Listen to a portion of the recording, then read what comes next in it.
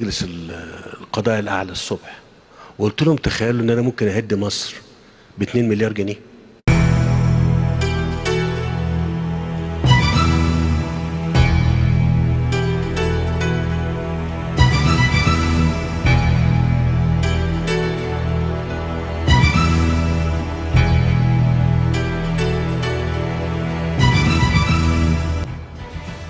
أدي باكيتة و20 جنيه وشريط ترامادول. Not been working this hard just to sell out. It's not selling out. Yes, it is, Jesse. We have suffered and bled literally for this business. I will not throw it away for nothing. ل100,000 برافو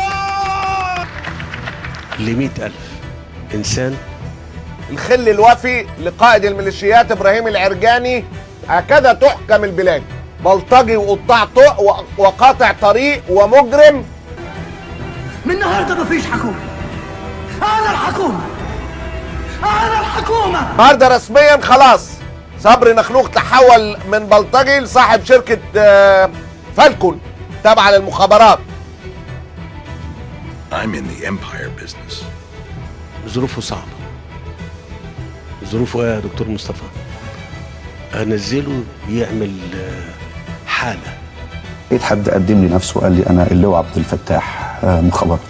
فقال لي دكتور بلتاجي وفروا إراقة الدماء اللي هتحصل النهارده.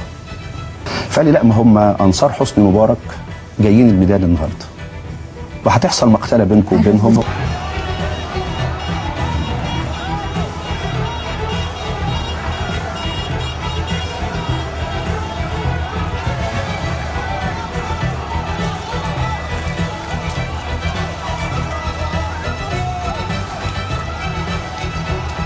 دي شغل حاجة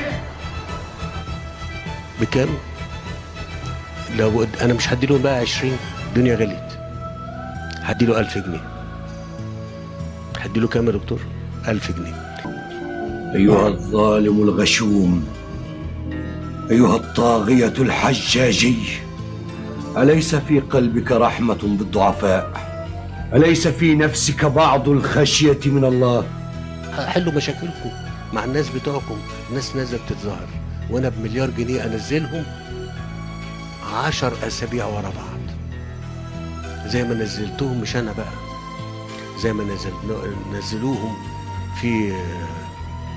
ده يبقى دليل عليك والاعتراف سيد الميداليه. اهم الاعراض اللي بتخليني اعرف ان الشخص اللي قدامي ده طبيعي ولا متعاطي ماده مخدره معينه. المستمر يعدي ال4 أسابيع متواصله نرفزه وانفعال. انا اقدر اعمل مليون شقه في سنه و2. اقدر اعمل كده لاولادي. انتوا فاكرين نفسكم ضعاف ولا ايه؟ انت ليك عندي.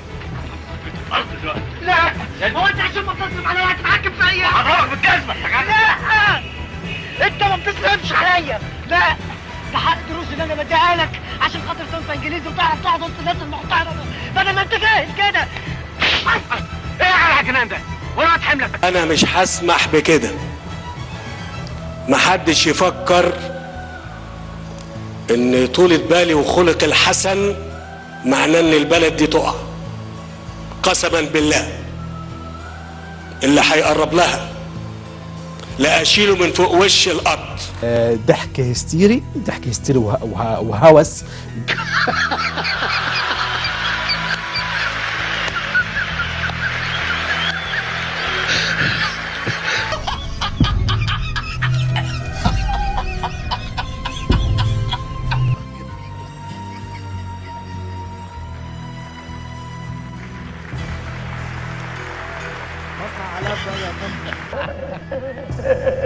بشكل غير مبرر ليه. يعني ما حدش قال نكته، ما حدش قال موقف ظريف، هو بيفتعل نكته وبيفتعل موقف ظريف ويتعايش على اساسه. جديد ابو خليل. طيب ايوه اتفضلي. هل الرئيس ابو خليل. والله لو الامر نزل هخلي الجيش المصري ينزل كل قرى مصر. جبنا معدات هندسيه تكفي ان انا انزل على القرى دي وابيد واشيل كل الكلام ده بالمعدات الهندسيه.